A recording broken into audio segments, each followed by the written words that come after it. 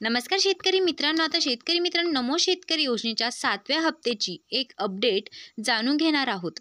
म्हणजे शेतकरी मित्रांनो, पुढच्या हप्त्याची तारीख काय आहे आणि हा हप्ता आता शेतकऱ्यांच्या खात्यामध्ये कधी जमा होणार आणि काय जमा होण्यासाठी काय करावं लागणार.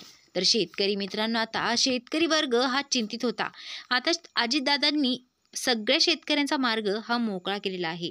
तर आता मित्रांनो, आपण तेच बघणार आहोत. पण त्याच आधी आपल्या व्हिडिओला अजून सबस्क्राईब केलं नसेल, आपल्या चॅनलला सबस्क्राईब केलं नसेल, तर तुम्ही सबस्क्राईब करून घ्या. तर चला शेतकरी मित्रांनो, जाणून घेऊया नेमकं काय आहे. तर शेतकरी मित्रांनो, आज राज्य सरकारने या 7व्या हप्त्यासाठी 1,792 कोटी रुपयांचा निधी मंजूर केला असून परवाच्या दिवशी थेट तुमच्या आधार संकलन बँक खात्यात राज्य सरकारच्या मार्फत जमा करण्यात येणार आहे.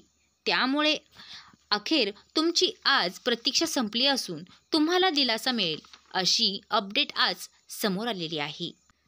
कारण की शेतकरी मित्रांनो, केवळ पुढील 2 दिवसांमध्ये तुमच्या बँक खात्यामध्ये 2,000 रुपयांची रक्कम राज्य सरकार जमा करणार असून यासाठी आपल्या राज्यातील पालघर येथे एक राज्यस्तरीय कार्यक्रम आयोजित करण्यात आलेला आहे. या कार्यक्रमासाठी मुख्यमंत्री देवेंद्र फडणवीस, उपमुख्यमंत्री अजितदादा पवार व कृषी मंत्री दत्तात्रय भरणे उपस्थित राहणार आहे.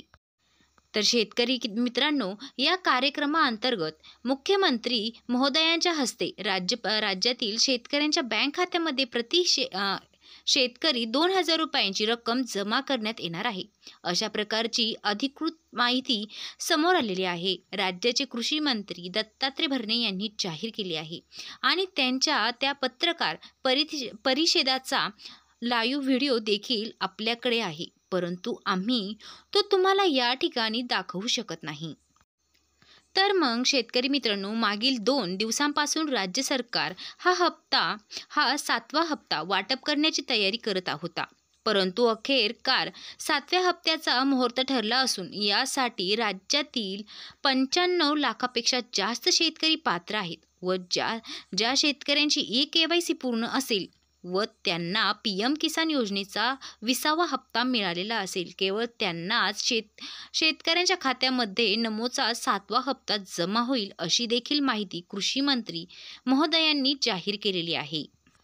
तर शेतकरी मित्रांनो, तसेच मागील 8 दिवसांमध्ये राज्यात झालेल्या अतिवृष्टीमुळे बाधित शेतकऱ्यांसाठी तात्काळ त्यांचे पंचनामे करून अतिवृष्टी नुकसान भरपाईचे वाटप करण्यात येईल अशा प्रकारचे देखील आश्वासन कृषी मंत्री महोदयांनी दिले आहे.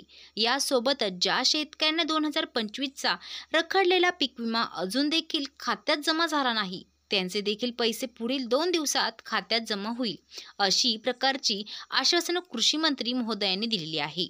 तर शेतकरी मित्रांनो, येत्या 2 दिवसांमध्ये तुमच्या खात्यामध्ये नमो शेतकरी योजनेचा 7वा हप्ता हा जमा करण्यात येणार आहे.